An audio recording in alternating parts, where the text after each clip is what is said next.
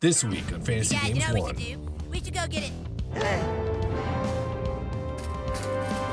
Yeah, feeling good on a Wednesday. I've never actually seen an 80s children's movie that wasn't an animated movie. What's up, everyone? Hope you're feeling good for a Wednesday. My name is Byron Cobalt from byron-cobalt.com and a featured writer for Fantasy Pros.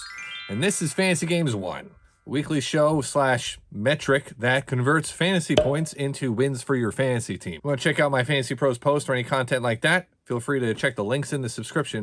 This is 10 things that happened in week 13 of the NFL season. Now, if you're wondering why I'm, dressed a little bit more nicely than usual, it's not because I just got home from the funeral of another one of my fantasy teams, although we're probably pulling the plug on a few of those this weekend. Yeah, got to give time for, the relatives to travel in and pay respects, I guess. Some will live to see past week 14, but not everyone will. But if you're going to live to see week 14, chances are you had some of these players help you get there. So let's see who won the week. Jesus Christ, I've never seen so many Indian sunburns and titty twisters in my life. Get a cold towel on that pink belly. Deebo Samuel won week 13. Deebo's back.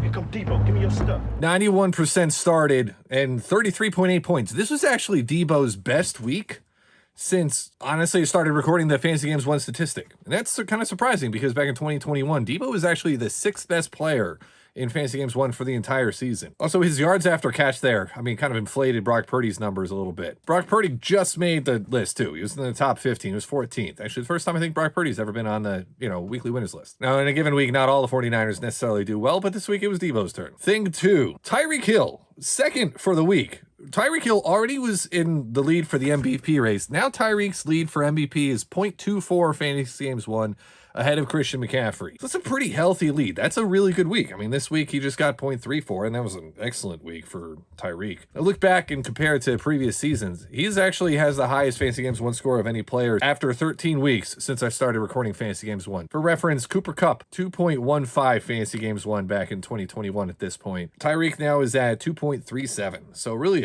we'll see. He's got a good chance of breaking the single season record that stood for full season or two now. Thing 3, Dak Prescott and CeeDee Lamb, both on the top list. This is the third time in the last 5 weeks that the CeeDee and Dak partnership has been amazing. They were both on the top 15 again for the third time in the past 5 weeks. This has been the stack to go with.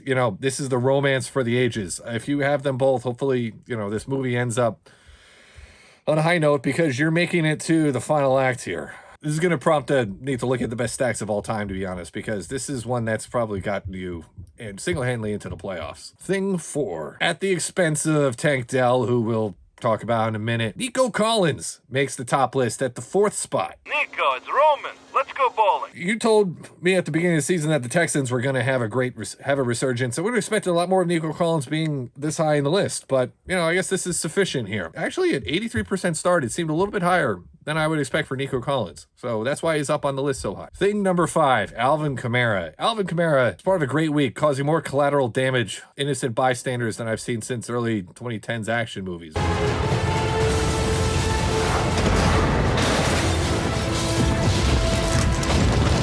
That was, I feel bad for that chain gang guy. That leg was not as straight after that impact as it was supposed to be. I don't know. Yeah, Alvin Kamara kind of looked at him. I guess he didn't really know what he should do there. He's just got to go back to work, I guess. When you're in like your 50s or whatever that guy must be in, and that's up there with the Nick Chubb injury of some of the worst leg injuries of the year. Speaking of injuries, it wasn't all good in week 13. In fact, it was actually not the worst week overall for your fantasy teams. The players that you wanted to do well did better than they have in a lot of other weeks. But thing number 6 for week 13 is there is quite the infirmary at the bottom of the list here. Tank Dell lost the week. I don't know why he was caught up in that situation, but he's done for the year. Also injured and on the bottom 15 for the week, we had Ramondre Stevenson, who's back up to 85% started. DeAndre Swift, who's at 81%, hasn't been doing amazingly yet, but actually did leave the game with an injury at some point. Played most of the game, though. Christian Kirk, 72% started. Marquise Brown, still 51% started. Ended up with no points there. Did the Dallas defense get injured? I didn't think they got injured, but they played like the whole defense was injured. Thing number 7, Justin Herbert, almost lost you the week. week as badly as Tank Dell did. It's only 7.98 points at 87% started. If there's one thing that makes me feel better about being a Jets fan, is that they're also Chargers fans, and yeah, Chargers are kind of falling apart too.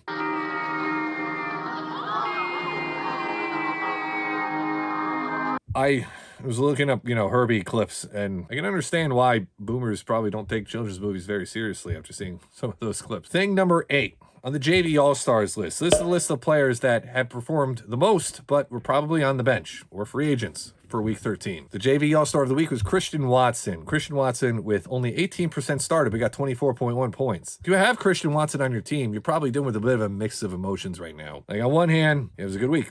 On another hand, you probably benched him. One hand, he played most of the game, but he did getting injured again. And Jordan Love looks really good, which is probably good for him, but also so do the other receivers for the Packers right now. So I don't know how you feel about him. Thing number 9, Geno Smith, 24% started. It's been a really rough year for quarterbacks. Like, if you look at, there's still some bye weeks in week 14. If you look at what quarterbacks are available, I was looking at one league. There are 4 quarterbacks for week 14 that Yahoo's projecting score less than 10 points. I don't think I remember seeing that in a long time. But Geno, who had been underperforming, getting a 32-point game in here. It reminds me of the last time I think I've seen, like Jets quarterback performances that were this bad, which might have been back in the probably when Geno Smith was on the team.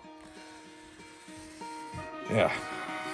And thing number 10, DK Metcalf, who actually, I glossed over him on the weekly winners because he's also on the JV All-Stars. So he was 76% started, but with 34 points, he also showed up on both lists. He's standing, heads and shoulders above all these JV players here because he's DK Metcalf and he's pretty big. Bonus thing for the week.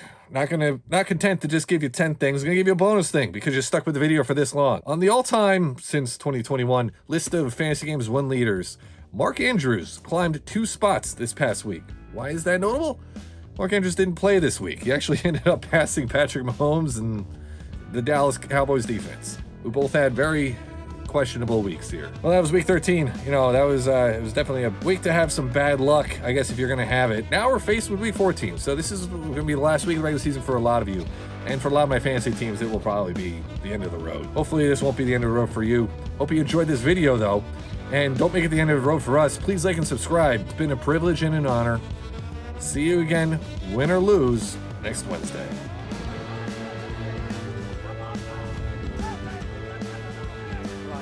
That's it.